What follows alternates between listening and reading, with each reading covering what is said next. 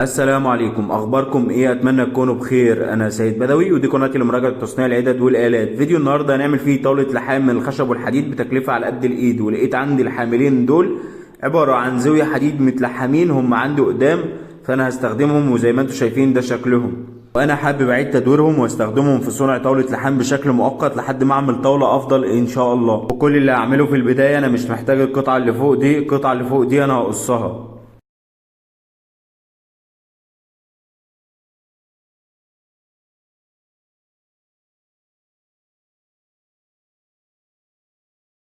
وده شكلهم بعد ما شلت القطعة اللي فوق. دي المنطقة اللي شلت منها قطعة الحديد الزيادة. هشيل اي زيادات موجودة واعيد لحام في الزوايا عشان اقوي الحامل.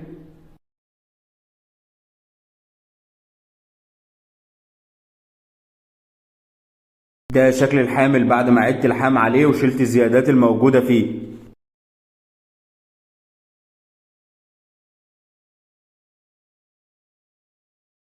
هوقف الحامل الاول كده، وبرضه هوقف الحامل التاني قصاده. بعد كده هجيب قطعة تيوب والحمها في رجل الحامل من تحت للناحية التانية، وبرضه هلحم قطعة من فوق للناحية التانية، وفي الناحية التانية هلحم قطعة من تحت وقطعة من فوق عشان اربط الحاملين ببعض.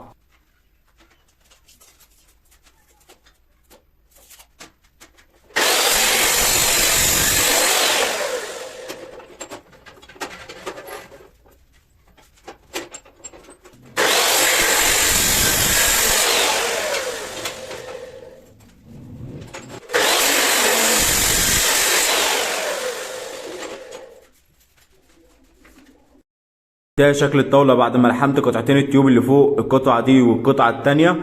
طبعا لسه هلحم من الرجل اللي تحت دي قطعة للناحية التانية، وكمان قطعة تيوب من هنا للمنطقة دي. ده شكل الطاولة بعد ما لحمت الاربع قطع التيوب اللي قلت لكم عليهم. وكده الحمد لله خلصت اللحام اللي انا محتاجه فيها. وده شكل الطاولة بعد ما دهنتها. بالنسبة للطبلية اللي هحطها فوق فهتكون من الخشب، وهستخدم مول السرير قديمة هقطعها 2 بالطول عشان يبقى عرضها صغير. هروح اقطع حتة الخشب وادهنها واجيلكم. ده شكل الملة الخشب بعد ما قطعتها قطعتين ودهنتهم زي ما انتم شايفين وعملت منهم كمية. هرتبهم على الطاولة من الاول للاخر، وهسيب مسافات صغيرة على القد، والزيادات هقطعها. ويحتاج حاجة كمان تمسك الخشب بالحديد. جبت عودين الخشب دول بسمك حوالي 5 سم في 5 سم بطول الطاولة، وهثبتهم واحدة هنا والتانية هثبتها في الناحية التانية هناك. وهثبت عودين الخشب في حديد الطاولة بشكل مؤقت بالقمط لحد ما اثبت خشب الطبلية عليهم.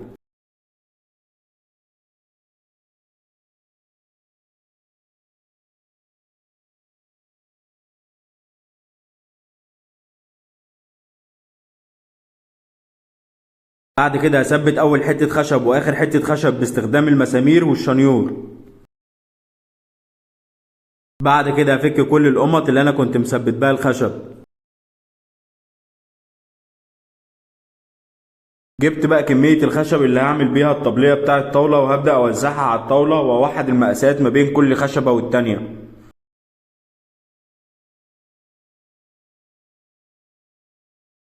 هبدأ اثبت خشب الطبلية من الناحية دي، والزيادات اللي هتطلع في الناحية التانية هقطعها.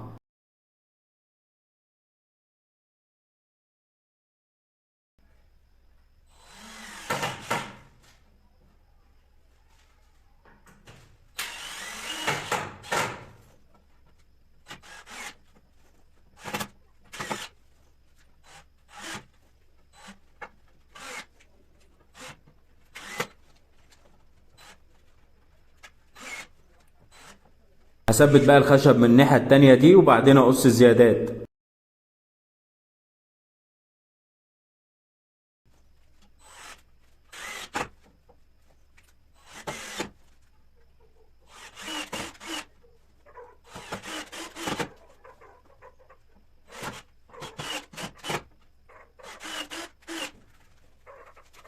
بعد ما ثبت الخشب وقطعت الزيادات اللي فيه، هبدأ اعيد دهان على اماكن الخشب اللي ظاهرة في الطاولة.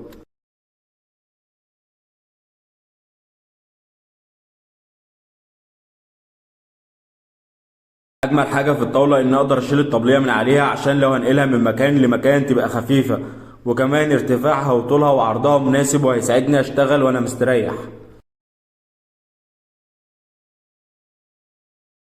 بعد كده هجيب المنجله واثبتها على الطاوله.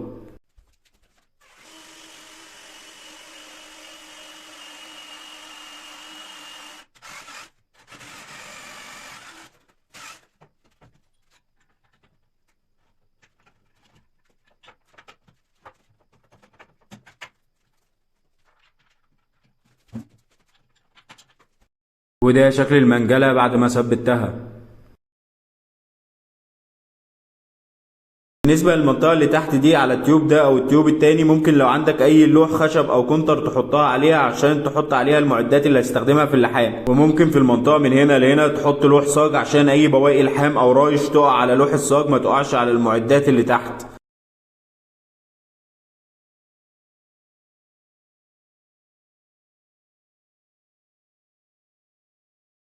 زي ما انتوا شايفين ثبت قطعة الكونتر دي هنا واحط عليها معدات اللحام زي مكنة اللحام وسلك اللحام والجوانتي. بالنسبة للخطاطيف المتنية على شكل حرف يو دي، فدول كانوا موجودين في الحامل وسبتهم عشان اعلق عليهم معدات زي خوذة اللحام او بنسة اللحام، وممكن كمان برضو اعلق جنبهم الكلامبات او القمط.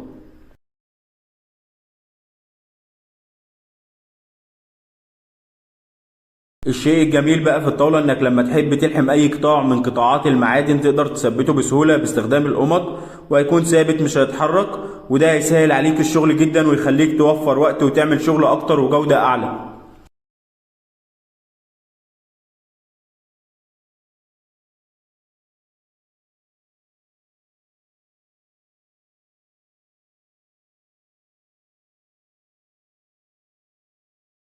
وما تنسوش تقولولي رأيكم في التعليقات في الطاولة. اتمنى تكون عجبتكم، وفكرة تصنيعها سهلة وكمان ما كلفتنيش كتير لاني صنعتها من خشب وحديد قديم كان مرمي عندي وعدت استخدامه مرة تانية.